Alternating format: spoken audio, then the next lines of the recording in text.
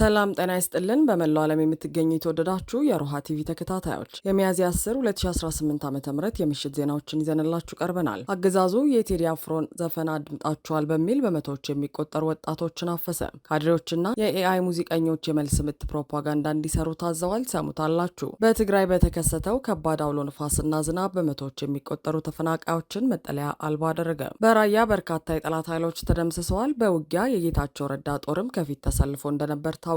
የግንባር መረጃውን እናሰማችኋለን። ዩሮቦንድ አበዳሪዎች በ1 ቢሊዮን ዶላር ዕዳ ሳቢያ አገዛዙን ለመክሰስ የህግ ሂደት ጀምረዋል። 4 ኪሎ የ14 ቀናት የመጨረሻ ማስጠንቀቂያ ደርሷታል። መረጃውን ይዘናል። ኢራን ወሽመጡን ዳግም መዝጋቷን አወጀች። በንግድ መርከቦች ላይ ተኩስ ሲከፈት የትራምፕና የቴህራን የስምምነት ትርክት በአንድ ሌሊት መፍረሱ ታውቋል። ውድ አድማጭ ተመልካቾቻችን አብራችሁን ልትቆዩ ከፈቀዳችሁ እነዚህ መረጃዎች በዝርዝር የምናሰማችሁ ይሆናል። የሮሃ ቲቪ ወቅታዊና ሀቀኛ መረጃዎች እንዲደርሷችሁ ቻናሉን ሰብስክራይብ፣ ላይክ እና ሼር በማድረግ አሁኑኑ ቤተሰብ ይሁኑ።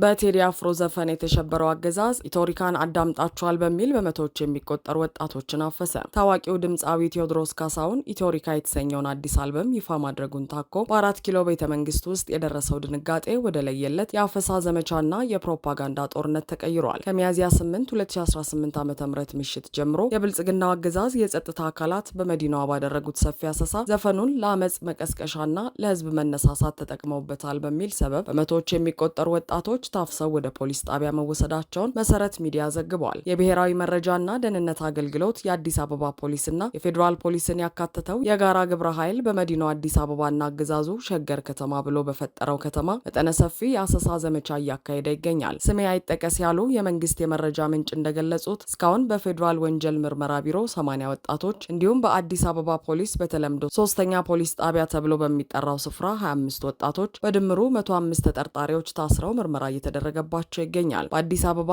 ጎሮ አካባቢ የሚኖር ዘመዳቸው የታሰረባቸው አንድ ነዋሪ ቤቱ ሰተት ብለው ገብተው ነው ይዘውት ሄዱት ሜክሲኮ አካባቢ ወስደው አጉሯቸዋል ሲሉ የአፈናውን አስከፊነት መስክረዋል። አገዛዙ የህዝብ አመፅ ይነሳል በሚል ከፍተኛ ሽብር ውስጥ በመውደቁ ወጣቶችን በጅምላ በማፈስ ለማሸበር እየሞከረ እንደሚገኝ ታዝበዋል። አገዛዙ የኃይል እርምጃ በመውሰድ ብቻ ሳይወሰን በቴዲ አፍሮ ኢትዮሪካ ዘፈን የተፈጠረውን የስነ ልቦና የበላይነት ለመመከት የፕሮፓጋንዳ ጦርነት ከፍቷል። ለአገዛዙ ቅርበት ያላቸው ካድሬዎች እና ሙዚቀኞች የቴዲ አፍሮን ዘፈን የሚያጣጥል የአገዛዙን ትርክት የሚያሞካሽና የመልስ ምት የሚሰጥ የሙዚቃ ስራ በኤአይ የተፈበረከ እንዲዘጋጅ መመሪያ ተሰጥቷቸዋል። ይህ እንቅስቃሴ አገዛዙ የጥበብ ስራን እንደ ጦር መሳሪያ ፈርቶ መንጋውን እያነሳሳ ነው በሚል ሰበብ በኪነ ጥበብ ሰዎች መካከል መከፋፈል ለመፍጠርና የህዝብን ስሜት ለማስቀየስ እያደረገው ያለው ከንቱ ሙከራ መሆኑን ተንታኞች ይገልጻሉ።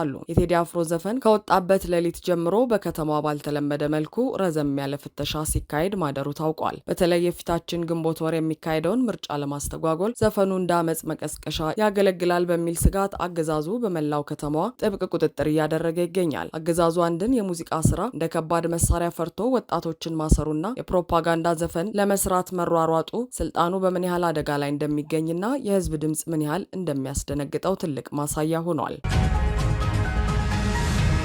በማዕከላዊ ትግራይ የተከሰተ ከባድ አውሎ ንፋስና ዝናብ በመቶዎች የሚቆጠሩ ቤተሰቦች መጠለያ አልባ አደረገ። ቀድሞውኑ በአገዛዙና በህወሓት ጦርነት ሳቢያ ከቀያቸው ተፈናቅለው በከፋ ስቃይ ውስጥ የሚገኙ ወገኖች አሁን ደግሞ ድንገተኛ የተፈጥሮ አደጋ ተደራራቢ መከራ ሆኖባቸዋል። በማዕከላዊ ትግራይ ዞን አብያዲ ከተማ የሚገኘው የተፈናቃዮች መጠለያ ጣቢያ በትናንትናው ዕለት በተከሰተ ከባድ አውሎ ንፋስና ዝናብ ከፍተኛ ጉዳት እንደደረሰበት ታውቋል። የአብያዲ ከንቲባ አቶ ተክላይ ተስፋይ ለትግራይ ቴሌቪዥን እንደገለጹት አውሎ ንፋሱና ከባድ ዝናቡ በመጠለያ ጣቢያው ላይ ከፍተኛ ውድመት አስከትሏል። በአደጋው አንድ ሙሉ ብሎክና ተጨማሪ 7 መጠለያዎች ሙሉ በሙሉ በመውደማቸው ከ140 በላይ ቤተሰቦች በአሁኑ ወቅት መጠለያ አልባ ሆነው ለብርድና ለዝናብ ተጋልጠዋል። ከንቲባው አክለውም የእነዚህ ወገኖች ንብረት ሙሉ በሙሉ መውደሙንና በችግር ተቆጥቦ የተቀመጠው ውስን የምግብ ክምችታቸው በዝናብ ተጠራርጎ መወሰዱን በከፍተኛ ሀዘን ገልጸዋል። አደጋው የደረሰባቸው ቤተሰቦች አሁን ላይ የሚላስ የሚቀመስም ሆነ ራሳቸውን የሚጠልሉበት ጣራ የሌላቸው በመሆኑ መንግስትና መንግስታዊ ያልሆኑ ድርጅቶች አስቸኳይ የህይወት አድን እርዳታ እንዲያቀርቡ ከንቲባው ጥሪ አስተላልፈዋል። አገዛዙ ለጦርነትና ለፕሮፓጋንዳ ማሽን ቢሊዮኖችን በሚያፈስበት እንዲሁም በአዲስ አበባ በቢሊዮን የሚቆጠር ገንዘብ ለኮሪደር ልማትና ለጌጥ በሚያባክንበት በዚህ ወቅት በጦርነት የተጎዱ ዜጎች መጠለያ እንኳን አጥተው በተፈጥሮ አደጋ እንዲመደቆሳቸው የአገዛዙን ፍጹም ጸረ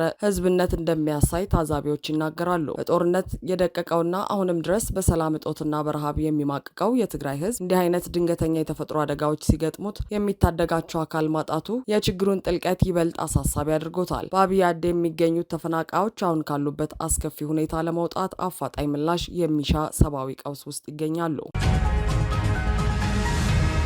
በጀብደኛው ሚኒሊክ እዝ መብረቃዊ ጥቃት 65 የመከላከያና 29 የጌታቸው ረዳ ታጣቂዎች በራያ ተደመሰሱ። የአማራ ፋኖ በሰሜን ወሎ ራያና በማዕከላዊ አርማጭሆ ግንባሮች በወሰዳቸው የተቀናጁና መብረቃዊ የመልሶ ማጥቃት እርምጃዎች በአገዛዙ ሰራዊት ላይ ታሪካዊ የተባለ ኪሳራ አድርሷል። በራያ ቆቦ ወረዳ አማያ ባይባዋና ጀመዶን ለመያዝ አሰፍስፎ የመጣው የአገዛዙ ወንበር ጠባቂ ሰራዊት በሚኒሊክ እዝ 102ኛ ኮር አይቀጡ ቅጣት ተቀጥቶ አካባቢውን ለቆ እንዲፈረጥጥ ተደርጓል። የጀብደኛው ሚኒሊክ እዝ 102ኛ ኮር እስከ ጮቢ በር ዘልቆ በመግባት በከፈተው የተቀናጀ የሞርተርና የዲሽቃ ተኩስ 65 የመከላከያ ሰራዊት አባላትንና 29 የጌታቸው ረዳን ሀራ መሬት ታጣቂዎችን በአጠቃላይ 94 የጠላት ኃይሎችን ደምስሷል። አገዛዙ ከማለዳ ጀምሮ በድሮን በቢኤም በመድፍና በታንክ የታገዘ ከፍተኛ ማጥቃት ቢከፍትም የፋኖን አይበገሬ ክንድ መቋቋም ተስኖት ቀጠናውን አስረክቦ ወጥቷል። ጀግናው የፋኖ ኃይልም በራያ ቆቦ ዙሪያ ያሉ የገጠር ቀበሌዎችንና ከተሞችን ሙሉ በሙሉ በቁጥጥሩ ስር አውሏል። ወታደራዊ በላይነትን ማግኘት ያልቻለውና ሽንፈት የተከናነበው የአብይ አህመድ ጨፍጫፊ ሰራዊት ኢሙን በንጹሃን ላይ ለመወጣት 05 አዲስ ቅኝ ቀበሌ የሚገኘውን የሚካኤል ቤተክርስቲያንን ሆን ብሎ በመድፍ ደብድበዋል። በዚህ ኢሰብአዊ ድርጊት የአንድ የ8 ዓመት ህፃን ህይወት ሲቀጠፍ፣ ሌሎች የሰንበት ተማሪዎች ላይ ደግሞ ከባድ የአካል ጉዳት ደርሷል። ይህም አገዛዙ ለሃይማኖትና ለንጹሃን ያለውን ጥልቅ ጥላቻ በድጋሚ ያረጋገጠ ክስተት ሆኗል። በሌላ በኩል በጎንደር ጠቅላይ ግዛት በአፋብን በላይ እስር የሚንቀሳቀሰው 305ኛ ጎቤ ኮር በማዕከላዊ አርማጭሆ ወረዳ ደለሳ ግንባር እምባዳይት ላይ ሰፍሮ በነበረው የአገዛዙ 54ኛ ክፍለ ጦር አንደኛ ሬጅመንት ላይ በወሰደው እርምጃ ታላቅ ድል አስመዝግበዋል። ሚያዝያ 9 2018 ዓ.ም ከንጋቱ 12 ሰዓት ጀምሮ በተፈጸመው ጥቃት 87 የመከላከያ አባላት፣ 4 የአድማ ብተናና 2 የሰላም አስከባሪ አባላት ተደምስሰዋል። ከተደመሰሱት መካከል 2 የሬጅመንት የዘመቻ አመራሮችና 2 የሻምበል መሪዎች ይገኙበታል። በውጊያው 10 ክላሽንኮቭ ጠመንጃዎች ሲማረኩ 35 ወታደሮች በከባድ ሁኔታ ቆስለው ወደ ሶረቃና ሁመራ ተጭነዋል። ለ31 ዓመታት በሰራዊቱ ውስጥ ያገለገለ አንድ የሬጅመንት አመራር የፋኖን ምሽግ ጥሶ የመግባት ብቃት በማድነቅ እነዚህን ሰዎች ሁለተኛ ነፍስ ያላቸው እንጂ ተራ ሰው አይመስሉም ሲል በድንጋጤ መመስከሩ ተገልጿል። ሬጅመንቱን ለመታደግ ከበደዊና ከክሻ በኩል የመጣው ተጨማሪ ኃይልም በሽመልበር አካባቢ በደረሰበት ጠንካራ ምት ተመቶ ወደ ኋላ እንዲያፈገፍግ ተደርጓል።